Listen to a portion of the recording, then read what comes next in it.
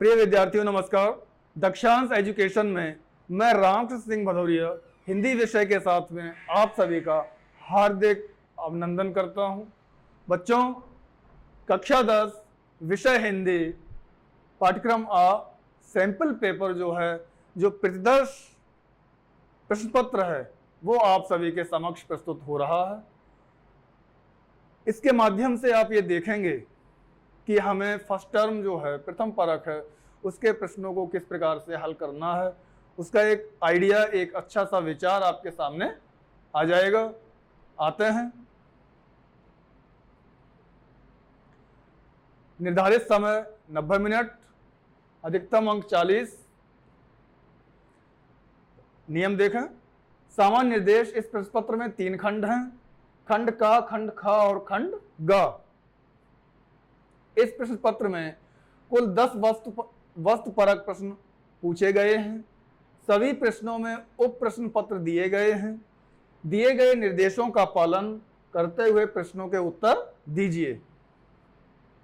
खंड का में कुल 20 प्रश्न पूछे गए हैं। दिए गए निर्देशों का पालन करते हुए केवल 10 प्रश्नों के ही उत्तर दीजिए। खंड ख में कुल 20 प्रश्न पूछे गए हैं। दिए गए निर्देशों का पालन करते हुए केवल 16 प्रश्नों के ही उत्तर दीजिए। और अगला निर्देश है, खंड ग में कुल 14 प्रश्न पूछे गए हैं। सभी प्रश्न अनिवार्य हैं और सही उत्तर वाले गोले को भली प्रकार से केवल नीली या काली स्याही वाले बॉल पॉइंट पेन से ही OMR शीट में भरिए। आते हैं खंड का की तरफ। अपठित गद्यांश, इसमें अपठित गद्यांश पूछा जाएगा। नीचे 2 अपठित गद्यांश दिए गए हैं। किसी एक गद्यांश को ध्यान पूर्वक पढ़िए और उप आधारित प्रश्नों के सही विकल्प चुन करके लिखिए। हर कोई कामयाब होना चाहता है। कहा जाता है कि कामयाबी उसे हासिल होती है जिसमें लक्ष्य प्राप्त करने की दृढ़ इच्छा होती है। आपकी कामयाबी आपके विचारों से ही, विशेषज्ञ से ही, विचारों से ही होती है। विशेषज्ञ ऐसा मानते हैं कि वचनबद्धता में जोड़ने वाली शक्ति होती है। वचनबद्धता आपके दिमाग में लक्ष्य के प्रति दबाव, अनुभव, अनुराग व उत्साह पैदा करती है। यह ताकत आपको कामयाबी की ओर ले जाती है, आगे बढ़ने के लिए हमें प्रेरित करती है। दरअसल लक्ष्य प्राप्ति के प्रति वचनबद्धता आपको एक लक्ष्य के लिए काम करने को बाध्य करती है।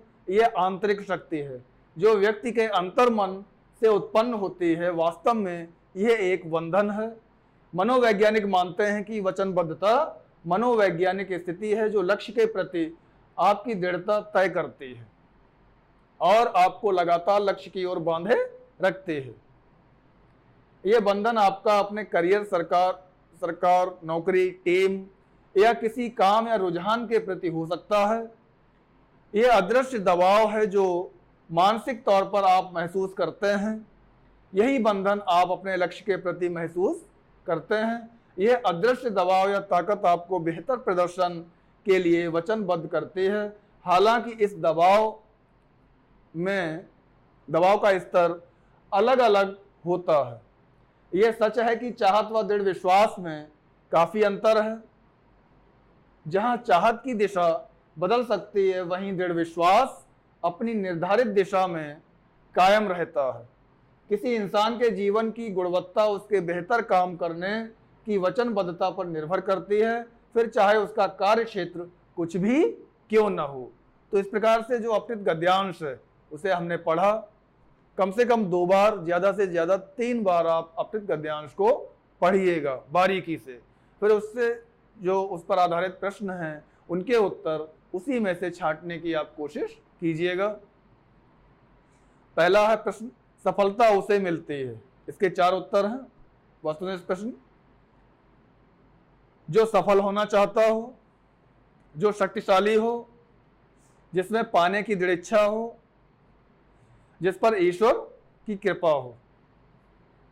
इसका उत्तर आ जाएगा जिसमें पाने की दृढ़ इच्छा हो। ठीक है, 4 उत्तर दिए, इनमें एक विकल्प सही है। अगला प्रश्न है, सफलता को किसका परिणाम माना गया है? लक्ष्य और परिणाम का, भाग्य और फैसले का, इच्छा और लगन का, विचारों और निर्णयों का। और इसका उत्तर क्या आएगा यहाँ पे? विचारों और निर्णयों का। चलते हैं अगले प्रश्न की तरफ। सफलता की ओर कदम बढ़ाने को कौन प्रेरित करता है? दबाव, अनुराग, उत्साह और वचनबद्धता। क्या प्रेरित करते हैं? वचनबद्धता प्रेरित करती है। आंतरिक शक्ति से तात्पर्य है, बेटा प्रश्न कैसे भी बनाए जा सकते हैं, बाहर से, भीतर से, किसी भी प्रकार से उन्हें किसी भी शब्द को लेकर के प्रश्न तैयार किया जा सकता है। आंतरिक शक्ति से क्या तात्पर्य है? अंतर्मन में उत्पन्न होने वाली शक्ति, भीतरी दबाव से मिली शक्ति, परिवार के समर्थन से मिली शक्ति, मन को पहचानने वाली शक्ति। इसका उत्तर आ जाएगा अंतर्मन में उत्पन्न होने वाली शक्ति। करियर शब्द है। अब देखो यहां भाषा शैली से रिलेटेड क्वेश्चन पूछ लिया। करियर इंग्लिश का शब्द है। तत्सम, तद्भव, देशज और आगत दूसरी भाषाओं से जो शब्द आते हैं ना बेटा, हिंदी में दूसरी भाषाओं से जो शब्द आए हैं उन्हें आगत शब्द कहते हैं। इंग्लिश का शब्द है तो ये आगत है। अथवा करके दूसरा गद्यांश इसका है। हरियाणा के पुरातत्व विभाग द्वारा किए गए अब तक के शोध और खुदाई के अनुसार लगभग 5,500 हेक्टेयर में फैली यह राजधानी ईसा से लगभग 3300 वर्ष पूर्व मौजूद थी। इन प्रमाणों के आधार पर यह तो तय हो ही गया है कि राखी गढ़ी की स्थापना उससे भी सैकड़ों वर्ष पूर्व हो चुकी थी। राखी गढ़ी जो ईसा से 3300 साल पहले जो राखी गढ़ी की सभ्यता हरियाणा में पनपी थी, वहां फली फूली थी। अब तक यही माना जाता है कि इस समय पाकिस्तान में स्थित हड़प्पा और मोहनजोदड़ो ही सिंधुकालीन सभ्यता के मुख्य नगर थे। राखी गढ़ी गांव में खुदाई और शोध का काम रुक रुक कर चल रहा है। हिसार का यह गांव दिल्ली से मात्र 150 किलोमीटर की दूरी पर है। पहली बार यहां 1963 में खुदाई हुई थी और तब इसे सिंधु सरस्वती सभ्यता का सबसे बड़ा नगर माना गया। उस समय के शोधार्थियों ने सप्रमाण घोषणाएं की थी कि यहाँ दबे नगर कभी मोहनजोदड़ो और हड़प्पा से भी बड़ा रहा होगा। यहाँ जो भी नगर दबे हैं, जो खुदाई में पता लगा कि हड़प्पा और मोहनजोदड़ो से भी बड़ा महानगर वहाँ पे बसा होगा। जब सभी शोध विशेषज्ञ इस बात पर सहमत हैं कि राखी गढ़ी भारत, पाकिस्तान और अफगानिस्तान का आकार और आबादी की दृष्टि से सबसे बड़ा शहर था। प्राप्त विवरणों के अनुसार समुचित रूप से नियोजित इस शहर की सभी सड़कें 1.92 मीटर चौड़ी थीं। यह चौड़ाई कालीबंगा की सड़कों से भी ज्यादा है। एक ऐसा बर्तन भी मिला है जो सोने और चांदी की परतों से ढका है। इसी स्थल पर एक फाउंड्री के भी चिन्ह मिले हैं। ये धातु को गलाने की फैक्ट्री, फाउंड्री चिन्ह मिले हैं जहां संभवतः सोना ढाला जाता होगा। इसके अलावा टेराकोटा से बनी असंख्य प्रतिमाएं, तांबे के बर्तन और कुछ प्रतिमाएं और एक फर्नेस के अवशेष भी मिले हैं। मई 2012 में ग्लोबल हेरिटेज फंड ने इसे एशिया के 10 ऐसे विरासत स्थलों की सूची में शामिल किया है जिनके नष्ट हो जाने का खतरा है। राखी गढ़ी का पुरातात्विक महत्व विशिष्ट है। इस समय यह क्षेत्र पूरे विश्व के पुरातत्व विशेषज्ञों की दिलचस्पी और जिज्ञासा का केंद्र बना हुआ है। यहाँ पूरे विश्व के पर्यटक यहाँ आते हैं देखने राखी गढ़ी को। यहाँ बहुत से काम बकाया हैं। जो अवशेष मिले हैं उनका समुचित अध्ययन अभी शेष है। उत्खनन का कार्य अभी भी अधूरा है। खुदाई का कार्य अभी वहां चल रहा है। जानकारियां इतिहासकार और जुटा रहे हैं, पुरातत्ववेत्ता वहां पे और शोध कार्य कर रहे हैं। अब आते हैं इसके पहले प्रश्न की ओर। अब सिंधु सरस्वती सभ्यता का सबसे बड़ा नगर किसे मानने की संभावनाएं हैं, किसे माना जाता है? सबसे बड़ा जो नगर है माना गया है किसे? मोहनजोदड़ो, राखीगढ़ी, हड़प्पा, कालीबंगा। राखीगढ़ी को माना गया। अगला प्रश्न, चौड़ी सड़कों से स्पष्ट होता है कि यातायात के साधन थे, अधिक आबादी थी, शहर नियोजित था, बड़ा शहर था। शहर नियोजित था, ये उत्तर आ गया। अगला प्रश्न है, इसे एशिया के विरासत स्थलों में स्थान मिला क्योंकि नष्ट हो जाने का खतरा है, सबसे विकसित सभ्यता है, इतिहास में इसका नाम सर्वोपरि है, यहां विकास की 3 परतें मिली हैं, नष्ट हो जाने का खतरा है। अगला प्रश्न, पुरातत्व विशेषज्ञ राखीगढ़ी में विशेष रुचि ले रहे हैं क्योंकि काफी प्राचीन और बड़ी सभ्यता हो सकती है, इसका समुचित अध्ययन शेष है, उत्खनन का कार्य अभी अधूरा है, इसके बारे में अभी अभी पता लगा है। इसका उत्तर आ जाएगा, इसका समुचित अध्ययन अभी शेष है। अगला प्रश्न, उपयुक्त शीर्षक होगा। गद्यांश का शीर्षक अहम बात है, मेन बात है। शीर्षक हमारा 2-3 शब्दों से ज्यादा का नहीं होना चाहिए और जो चारों तरफ उसके इर्द गिर्द जो कहानी चल रही है वही पाठ का, गद्यांश का शीर्षक हो जाना चाहिए। 3-4 बनते हैं, 2-3 बनते हैं शीर्षक, लेकिन जो सबसे उपयुक्त हो उसी को आप लिखिएगा। राखीगढ़ी एक सभ्यता की संभावना, सिंधु घाटी सभ्यता, विलुप्त सरस्वती की तलाश, एक विस्तृत शहर राखीगढ़ी। इसका उत्तर हो गया एक विस्तृत शहर राखीगढ़ी। अब आते हैं अपकृत काव्यांश की तरफ। प्रश्न संख्या 2, नीचे 2 अपकृत काव्यांश दिए गए हैं, किसी एक काव्यांश को ध्यान पूर्वक पढ़िए और उन पर आधारित प्रश्नों के सही विकल्प चुन करके लिखिए।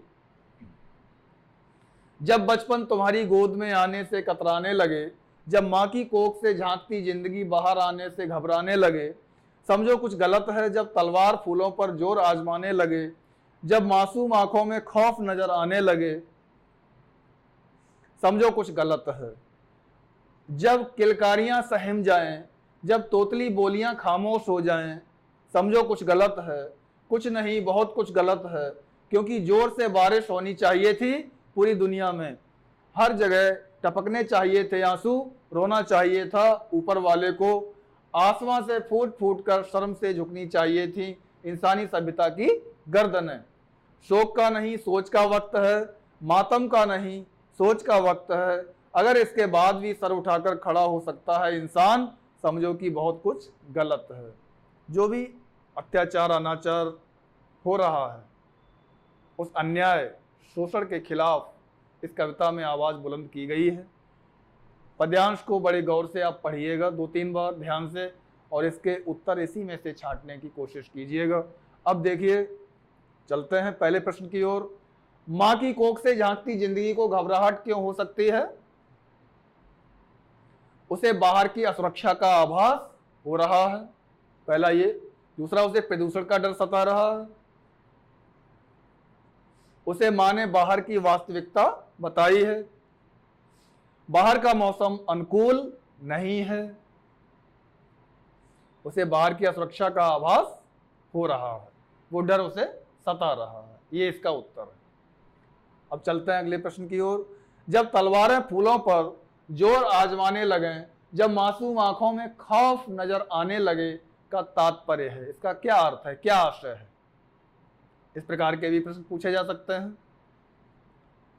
जब मासूम पर अत्याचार होने लगे, पहला ये उत्तर है। दूसरा, मानव अपने स्वार्थ के लिए उद्यान उजाड़ने लगे, जब मासूम बच्चों को भय के बिना रहना पड़े, जब मासूम आपस में लड़ने लगे। क्या आएगा इसका उत्तर? खा वाला आएगा इसमें। जब मासूम इसमें जब मासूम पर अत्याचार होने लगे, ग वाला इसका उत्तर यहाँ पे बनता है। कवि के अनुसार बहुत कुछ गलत कब है, कब गलत है देखते हैं। जब ओस तलवार की नोक पर गिरे, जब मासूम सहम जाएं, जब बचपन समाप्ति की कगार पर हो, जब किलकारियों की गूंज खामोश हो जाए। देखते हैं इसका उत्तर, जब मासूम सहम जाएं। कुछ भी गलत नहीं है यदि बचपन गोद में आने लगे, बाल श्रम बढ़ जाए, बच्चों पर अत्याचार होने लगे, भ्रूण हत्या होने लगे। क्या उत्तर आएगा यहाँ पे? बचपन गोद में आने लगे। चलते हैं अगले प्रश्न की ओर। कवि के अनुसार अभी किसका वक्त है? सोच विचार का, दुख मनाने का, उत्सव मनाने का, मासूमों का? सोच विचार का अभी वक्त है, ये इसका का उत्तर हो जाएगा। आगे बढ़ें, आते हैं दूसरे पद्यांश की ओर। अथवा करके आएगा, दोनों में से कोई एक करना होगा। जब कभी मछेरे को फेंका हुआ फैला जाल समेटते हुए देखता हूं, मछेरे माने मछुआरा, तो अपना सिमटता हुआ स्व याद हो आता है, जो कभी समाज, गांव और परिवार के बृहत्तर परिधि में, बृहत्तर माने फैला हुआ, परिधि एरिया में समाहित था, सर्व की परिभाषा बनकर और अब केंद्रित हो गया हूं मात्र बिंदु में। जब कभी अनेक फूलों पर बैठी पराग को समेटती मधुमक्खियों को देखता हूं, तो मुझे अपने पूर्वजों की याद हो आती है, जो कभी फूलों को रंग, जाति, वर्ग अथवा कबीलों में नहीं बांटते थे और समझते रहे थे कि देश एक बाग है और मधु मनुष्यता जिससे जीने की अपेक्षा होती है, किंतु अब बाग और मनुष्यता शिलालेखों में जकड़ गई है, मात्र संग्रहालय की जड़ वस्तुएं। इसमें जो व्यक्तिवादिता है, जो सेल्फ सेंटर्ड हुड है, अपने में केंद्रित, अपने में समाना बस रहना, अपने में लीन रहना, उससे संबंधित बात कही गई है। पहला प्रश्न है, कविता में स्व शब्द का आशय है धन, संपत्ति, दौलत, अपना, अपनापन, लगाव, यही है। कल्याण, हित भावना, भलाई, प्रशासन, शासन, अनुशासन, क्या है इसमें बताओ बेटा? खा वाला, अपना, अपनापन, लगाव, ये इसका उत्तर बन जाता है। किसी समय में कवि की स्व की सीमा थी, अपने माता पिता तक, अपनी पत्नी और बच्चों तक, पूरे समाज और गांव तक, केवल घनिष्ठ मित्रों तक, पूरे समाज और गांव तक, सबका कल्याण चाहते थे सभी। स्व की सीमा यहां तक थी, अब अपने में सिमट के रह गए। पुराने समय में कवि के पूर्वज विश्वास करते थे रंग के आधार पर देशवासियों के विभाजन में, जात के आधार पर देशवासियों के वर्गीकरण में, भाषा एवं धर्म के आधार पर देश के बंटवारे में, भिन्न वर्गों एवं जातियों की एकता में। यह अंतिम वाला आ जाएगा घा, भिन्न वर्गों एवं जातियों की एकता में। अगला प्रश्न है, देश को एक बाग माना गया क्योंकि यहां विविध प्रकार के फूल होते हैं, तितलियां होती हैं, लोग रहते हैं, पशु पक्षी रहते हैं, लोग रहते हैं, विविध प्रकार के लोग हैं। अनेकता में एकता है, यूनिटी इन डाइवर्सिटी, अनेकता में एकता के दर्शन होते हैं, विविध प्रकार के लोग रहते हैं, तो एक बाग है, एक बगीचा है हमारा देश। ठीक है बेटा, इस प्रकार से पद्यांश गद्यांश दोनों को हम देखते हैं, उसके उत्तर हम लिखते हैं। इनमें अच्छे अंक हमें प्राप्त होते हैं अगर हमने बारीकी से, गहराई से गद्यांश पद्यांश को पढ़ा है, तो सही हम उत्तर टिक करके आते हैं। और अब तो ऑब्जेक्टिव टाइप प्रश्न ही ज़्यादातर आएंगे सभी विषयों में। काव्यांश का संदेश है, क्या संदेश है इसका? मनुष्यता की परिभाषा बदल गई है। दूसरा है मनुष्यता जड़ वस्तु बनकर रह गई है। मनुष्यता का स्वरूप संकीर्ण हो गया है। मनुष्यता संगठन में नहीं विघटन में देखी जाती है। गा आएगा इसमें, मनुष्यता का स्वरूप संकीर्ण हो गया है। अब आते हैं तीसरे प्रश्न की तरफ। निर्देशानुसार किन्हीं 4 प्रश्नों के उत्तर लिखिए। इसमें वाक्य रचना, पद परिचय वगैरह ये सब आते हैं, व्याकरण से संबंधित प्रश्न है। जो व्यक्ति मेहनती होते हैं वे अच्छे लगते हैं। रचना के आधार पर वाक्य भेद है। सरल वाक्य, मिश्रित वाक्य, संयुक्त वाक्य। सरल वाक्य सिंपल सेंटेंस, मिश्रित कॉम्प्लेक्स और संयुक्त कंपाउंड सेंटेंस, ये कहलाता है कि नहीं, पढ़े होंगे आपने, है ना। साधारण वाक्य, इसे असर्टिव सेंटेंस कहते हैं। ये इसमें मिश्रित वाक्य है। ये व्यवहारिक व्याकरण थी। ये जो टाइटल है व्यवहारिक व्याकरण का है, यहां से व्याकरण हमारी शुरू होती है। आगे चलते हैं। निम्नलिखित में संयुक्त वाक्य है, यानी कि कंपाउंड सेंटेंस। जहां पहले मेरा खेत था वहां विद्यालय बन गया है। मैंने उसकी दशा देखी और मेरा दिल भर आया। मुझे मित्र सुख दुख का साथी चाहिए। जब वह विदेश गया तब उसने उच्च शिक्षा प्राप्त की। इसका उत्तर आ जाएगा खा। मैंने उसकी दशा देखी और मेरा दिल भर आया। इसमें और आ गया ना, और एंड लग जाने से संयुक्त वाक्य या कंपाउंड सेंटेंस बन जाता है।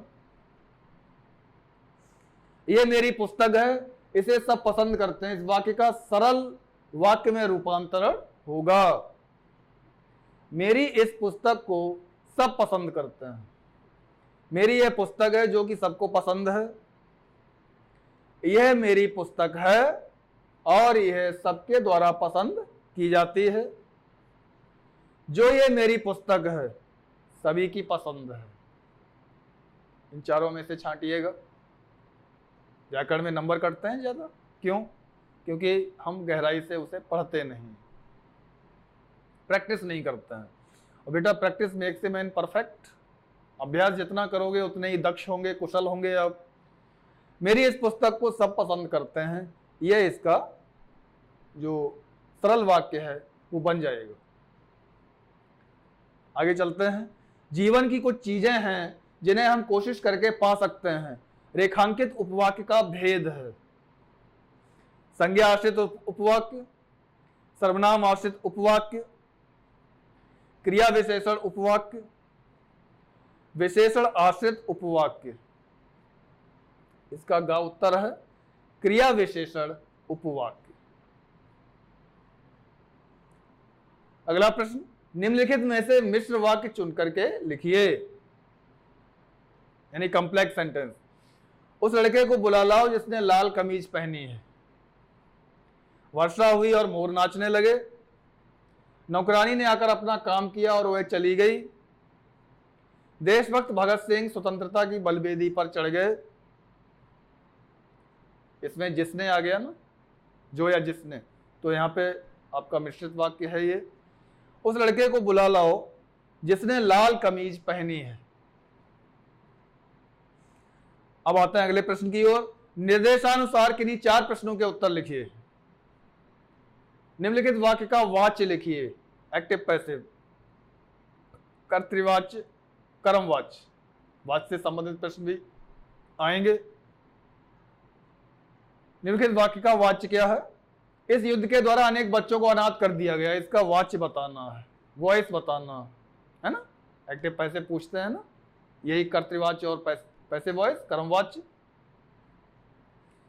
कर्तृवाच्य है, भाववाच्य है, कर्मवाच्य है, कर्णवाच्य है। इसमें ये कर्मवाच्य है, द्वारा लग गया था ना, कर्मवाच्य। यह सुंदर रचना तुलसी द्वारा रची गई है। उपर्युक्त वाक्य को कर्तृवाच्य में बदलिए, यानी एक्टिव वॉइस में बदलिए। यह सुंदर रचना तुलसी ने रची है। तुलसी के द्वारा यह सुंदर रचना रची गई, पहला वाला आएगा। इस सुंदर रचना का सृजन तुलसी द्वारा हुआ है, इसमें समय द्वारा आ रहा। तुलसी के कर कमलों द्वारा इस सुंदर रचना का सृजन हुआ। तीनों गलत हैं, पहला वाला वाक्य यहाँ पे सही है। यह सुंदर रचना तुलसी ने रची है। वह सच बोले बिना नहीं रह सकता। उपर्युक्त वाक्य को भाववाच्य में बदलिए। वह सच बोलने वाला व्यक्ति है, उससे सच बोले बिना नहीं रहा जाता। सच बोलना उसका स्वभाव है, वह सच बोलता है। इन चारों में से कौन सा सही है? उससे सच बोले बिना नहीं रहा जाता। अगला प्रश्न है, निम्नलिखित वाक्यों में से कर्तृवाच्य वाला वाक्य छांटिए। सीमा पुस्तक पढ़ रही है। महर्षि दयानंद द्वारा आर्य समाज की स्थापना की गई। मुझसे उठा नहीं जा सकता। कलाकार द्वारा मूर्ति गढ़ी जाती है। इसमें सीमा पुस्तक पढ़ रही है, यह हमारा कर्ता को यहाँ प्रधानता दी गई है। जहाँ कर्ता को प्रधानता देते हैं वहाँ कर्तृवाच्य होता है, जहाँ कर्म को प्रधानता देते हैं वहाँ पे कर्मवाच्य होता है। कर्तृवाच्य एक्टिव वॉइस, कर्मवाच्य पैसिव वॉइस। इंग्लिश में पढ़े होंगे, पढ़ते हैं ना। तो सीमा पुस्तक पढ़ रही है, यहाँ पे ये एक्टिव वॉइस है, कर्तृवाच्य। अगला प्रश्न है, निम्नलिखित में से कौन सा भाववाच्य का सही विकल्प है? आइए चलें, आओ चलते हैं, आओ चलो, आइए चला जाए। इसका उत्तर घा है, आइए चला जाए। ये यहां पे भाववाच्य है। अब चलते हैं प्रश्न संख्या 5 पे। निर्देशानुसार किन्हीं 4 प्रश्नों के उत्तर लिखिए। मैंने सोचा थोड़ी जमीन खरीद ली जाए। रेखांकित पद का पद परिचय है। पद जानते हो बेटा? ये जो पार्ट्स ऑफ स्पीच आप पढ़ते हो इंग्लिश में जो पार्ट्स ऑफ स्पीच हैं यही पद परिचय है। नाउन, प्रोनाउन, एडजेक्टिव, वर्ब, ये पढ़ते हो ना। ऐसे ही संज्ञा, सर्वनाम, विशेषण, ये सभी आपको लिखने होते हैं। जिस शब्द को रेखांकित कर दिया जाए वही उसका पद परिचय यहाँ पे बताना पड़ता है। मैंने सोचा थोड़ी जमीन खरीद ली जाए। यहाँ पे मैंने शब्द रेखांकित है, यहाँ पे मिसप्रिंट हुई है। पुरुषवाचक सर्वनाम उत्तम पुरुष एक वचन पुल्लिंग कर्ता कारक। क्रिया सकर्मक एक वचन कर्तृवाच्य। भाववाचक संज्ञा एक वचन पुल्लिंग। सार्वनामिक विशेषण एक वचन पुल्लिंग। इसका उत्तर का है पुरुषवाचक सर्वनाम उत्तम पुरुष एक वचन पुल्लिंग कर्ता कारक।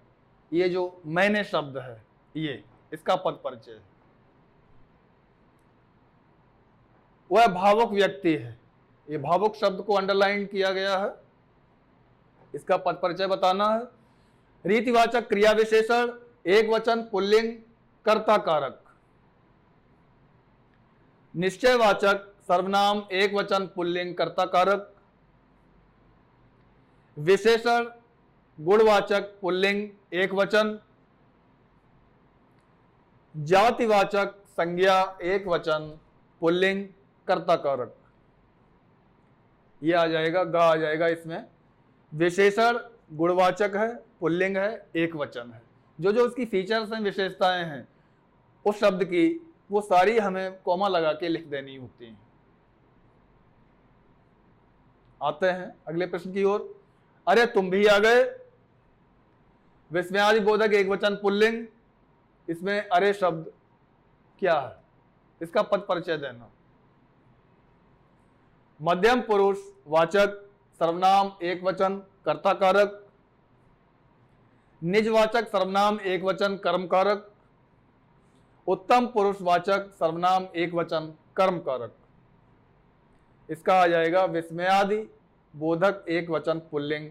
ये का वाला उत्तर इसका यहां बन जाएगा, क्योंकि ये विस्मय सूचक चिन्ह लगा ना, ये एक्सक्लेमेटरी सेंटेंस है, विस्मयादि बोधक है, ये इसका उत्तर बन जाता है। अब आते हैं मेहनत से जीवन को सफल बनो। इस प्रश्न पे इसका पद परिचय बताना। जातिवाचक संज्ञा बहुवचन पुल्लिंग। इसमें जो मेहनत शब्द है, मेहनत शब्द अंडरलाइंड है, यहाँ मिसप्रिंट है। इसका बताना है पद परिचय।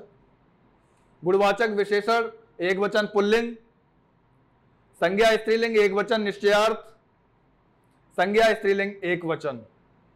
यहां पे घा आ जाएगा, संज्ञा है ये मेहनत शब्द, स्त्रीलिंग है और एक वचन है, ठीक है ना। इसकी सारी विशेषताएं कोमा लगा के यहां पे हम लिख देंगे।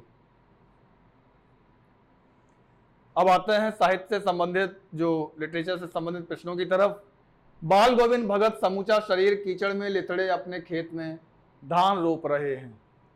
हालांकि ये बाल गोविंद वाले पाठ से रखा गया है, अभी व्याकरण ही चल रही है और ये पद परिचय ही है, ठीक है ना। इसका जातिवाचक संज्ञा है बहुवचन पुल्लिंग कर्ता कारक, व्यक्तिवाचक संज्ञा है पुल्लिंग एक वचन कर्ता कारक, जातिवाचक संज्ञा है एक वचन पुल्लिंग अपादान कारक, सार्वनामिक विशेषण है एक वचन पुल्लिंग है। क्या है ये? इसमें जो बाल गोविंद शब्द अंडरलाइंड है, व्यक्तिवाचक संज्ञा है, खा वाला आ जाएगा इसमें। व्यक्तिवाचक संज्ञा पुल्लिंग एक वचन कर्ता कारक है।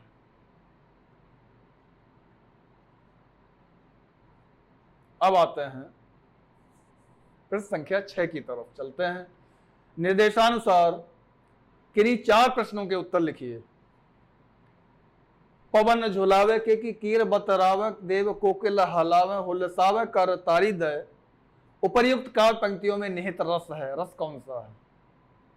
वत्सलता है ना, वात्सल्य, बच्चे को खिलाया जाता। ऐसे ही मोर और तोता ये खिला रहे हैं, हवा झुला रही, झूला झुला रही, हिंडोला झुला रही, किसे? बसंत ऋतु को। देव पाठ से लिया गया ये। इसमें बसंत ऋतु का वर्णन है, बालक रूप में लेटा है, वो कामदेव का पुत्र है बसंत। यहाँ पे कौन सा रस है? वात्सल्य रस है, जिसमें माता पिता का बच्चे के प्रति प्रेम और बच्चे का माता पिता के प्रति प्रेम जो झलकता है वो वात्सल्य रस कहलाता है। और इसका स्थायी भाव है वत्सलता। करुण रस है, वात्सल्य है कि भयानक है कि रौद्र है, पहले ही बता दिया मैंने। इसमें वात्सल्य रस है। आगे चलें। उत्साह किस रस का स्थायी भाव है जिसमें वीरता हिलोरें लेने लग जाती है? बताओ। चलो 4 उत्तर बताते हैं। रौद्र रस, हास्य रस, वीर रस, शांत रस। वीर रस, वीर रस है ना। ये रस, छंद, अलंकार, भाषा शैली, ये सब पढ़ा करिएगा, क्योंकि इसमें बहुत कुछ आप व्याकरण में इनसे अच्छे अंक आपके आएंगे अगर आपने गहन अध्ययन किया है तो। आते हैं आगे चलें। कहत नटत रीझत खिजत मिलत खिलत लजियात और भरे भवन में करत है नैनन ही सौ बात। बिहारी, महाकवि बिहारी का दोहा है, जिन्होंने गागर में सागर भर दिया है। और बिहारी किस चीज के लिए प्रसिद्ध है? श्रृंगार रस के लिए प्रसिद्ध है। तो उपर्युक्त काव्य पंक्तियों में निहित रस है, पहले ही बता दिया आपको। श्रृंगार रस, ये श्रृंगार शब्द थोड़ा यहाँ मिसप्रिंट है, ये रा नहीं निकलता। वीर रस, भयानक रस और विभत्स रस, जिसमें डर भय हो, वो विभत्स रस कहलाता है। इसमें का आएगा? श्रृंगार रस है। करुण रस का स्थायी भाव है जहां पे दया उत्पन्न हो, हृदय में दुख उत्पन्न हो, है ना, दया दुख उमड़ने लगे, वहां करुण रस होता है। उसका स्थायी भाव करुणा होती है, शोक होता है, रते, विस्मय, उत्साह, शोक, शोक है उसका स्थायी भाव। स्थायी भाव जानते हो? जो हृदय में जो भाव उत्पन्न होते हैं, जो परमानेंट थॉट्स उत्पन्न होते हैं, वो स्थायी भाव कहलाते हैं।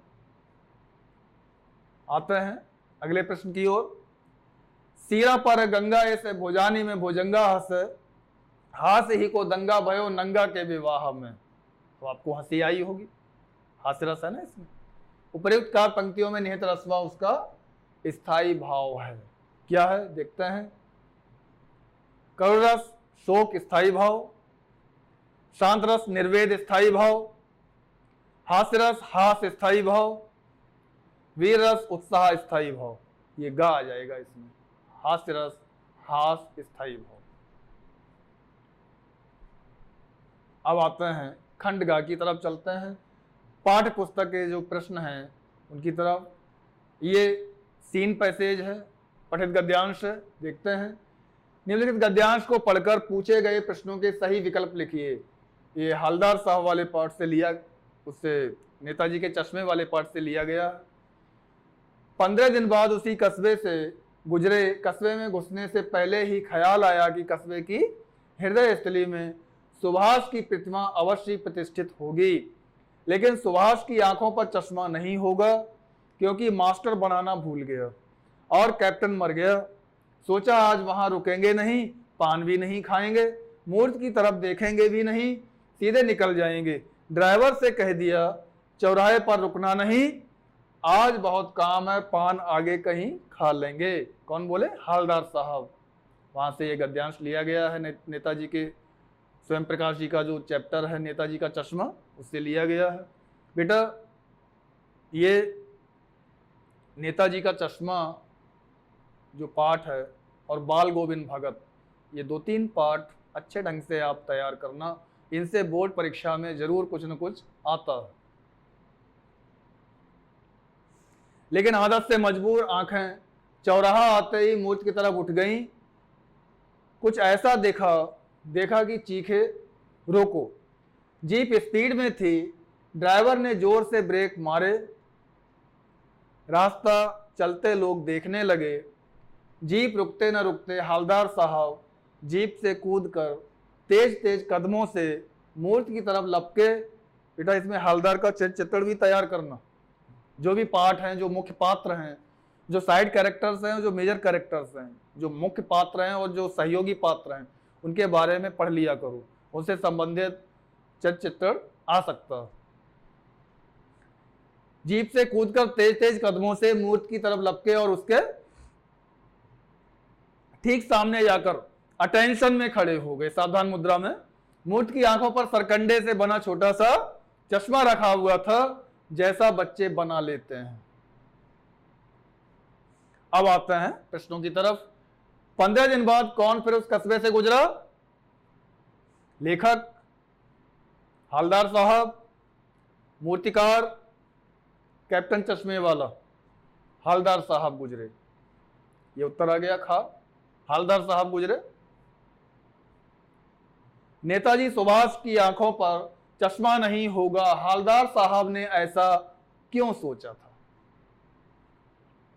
मास्टर बनाना भूल गया था, कैप्टन मर गया था, वह चश्मा बिक चुका था, किसी को चश्मा बनवाने की चिंता नहीं थी, कैप्टन मर गया था। ये इसका खा वाला उत्तर यहां पे आ जाएगा।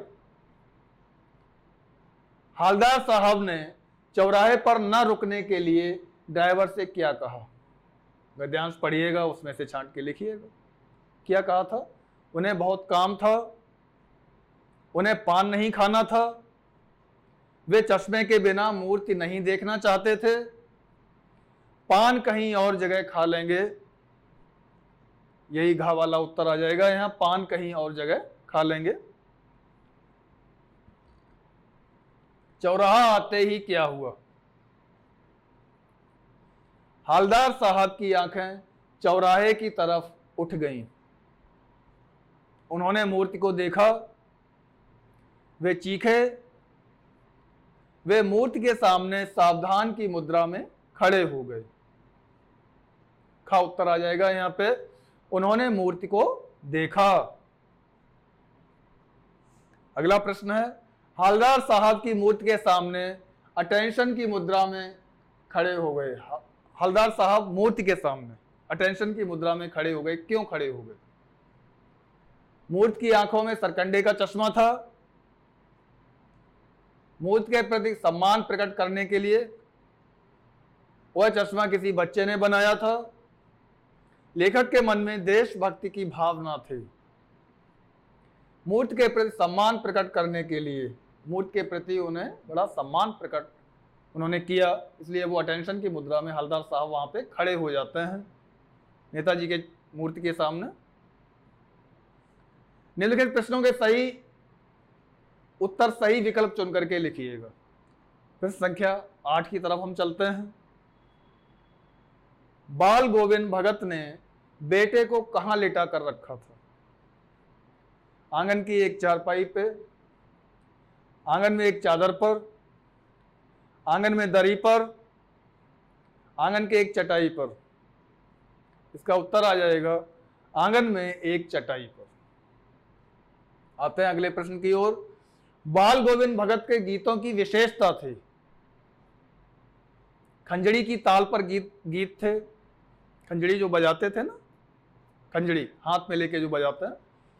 रात्रि के समय गीत थे।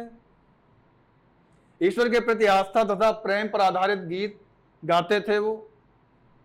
यह स्प्रिंट है, गति नहीं, गीत है। उपर्युक्त सभी, इसमें ईश्वर के प्रति आस्था तथा प्रेम पर आधारित गीत वो गाते थे। आते हैं अगले प्रश्न की ओर। निम्नलिखित काव्यांश को पढ़कर पूछे गए प्रश्नों के सही विकल्प चुनकर के लिखिए। ये तुलसीदास वाले चैप्टर से लिया गया है, चौपाइयां हैं। इसमें से आपको सही उत्तर छांट करके लिखने हैं।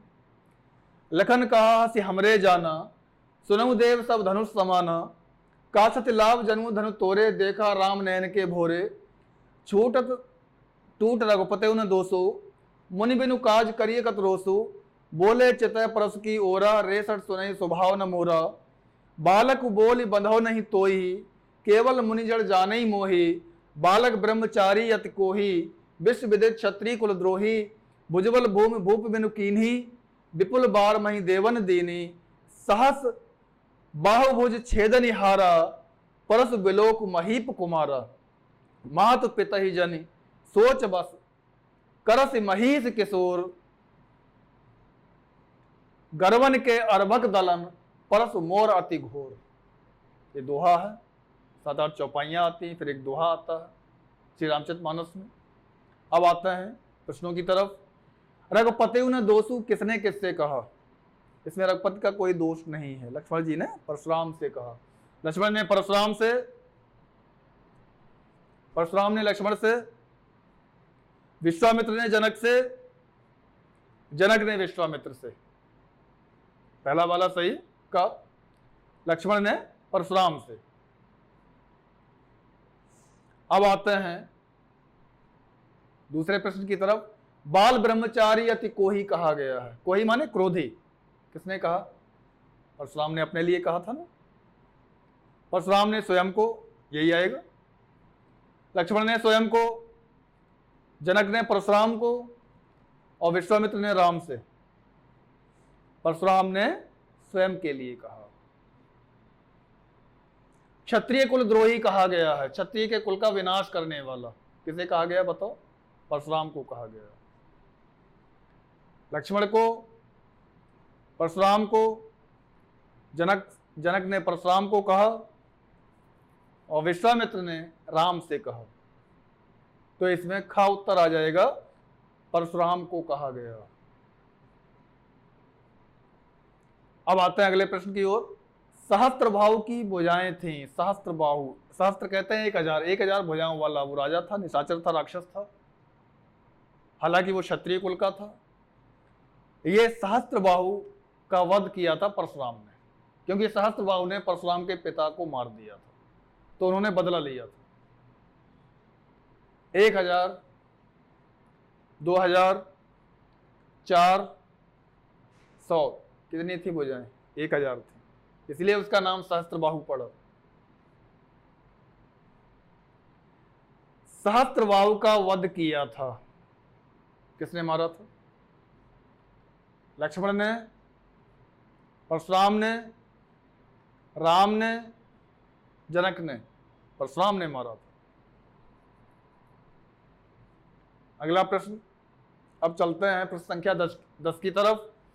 निम्नलिखित प्रश्नों के सही विकल्प चुन करके लिखिए। ये सूरदास वाले पाठ से आया है प्रश्न। सूर की गोपियां, उद्यव संवाद जो है उससे रिलेटेड है। गोपियों ने किस आधार पर ज्ञानी उद्यव को परास्त कर दिया? देखते हैं।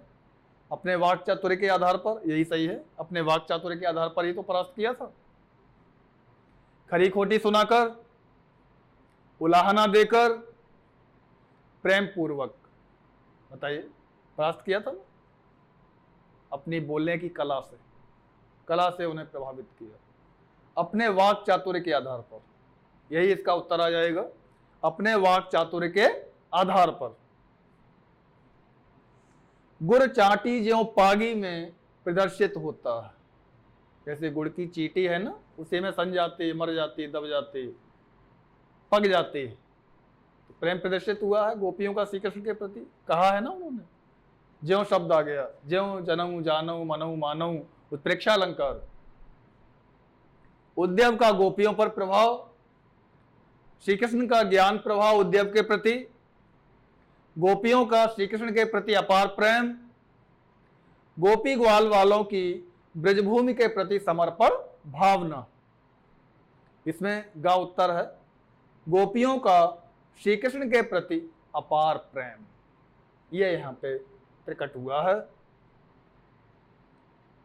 इस प्रकार से बच्चों, आपने ये जो सैंपल पेपर है, प्रश्न पत्र है फर्स्ट टर्म का, प्रथम परक का, ये आपने देखा। अब मैं मानता हूं कि आपको पूरा पैटर्न पता लग गया होगा कि किस प्रकार से टेस्ट में क्वेश्चंस आएंगे, कैसे आप उन्हें हल करेंगे, क्या पैटर्न होगा, कितने नंबर के होंगे। ज़्यादातर जो वेटेज है, जो अंक भार है, वो या जो पूछने की शैली ढंग है, वो ज़्यादातर वस्तुनिष्ठ प्रश्नों का ही होगा। ऑब्जेक्टिव टाइप ही देखे थे आपने, इसमें डिस्क्रिप्टिव नहीं थे, वर्णनात्मक नहीं थे, सिर्फ टिक मार्क्स थे, है ना। काका गागा 4 प्रश्न थे, उत्तर थे, जिनमें एक छांटना था। तो ऐसे ही आप और भी मेहनत करते रहें, आगे बढ़ते रहें, पढ़ते रहें, और अच्छे से अच्छे हैंड राइटिंग के द्वारा आप बोर्ड परीक्षा में 100% अंक प्राप्त करके दिखाएं। यही आशीर्वाद है आप सभी के लिए। धन्यवाद।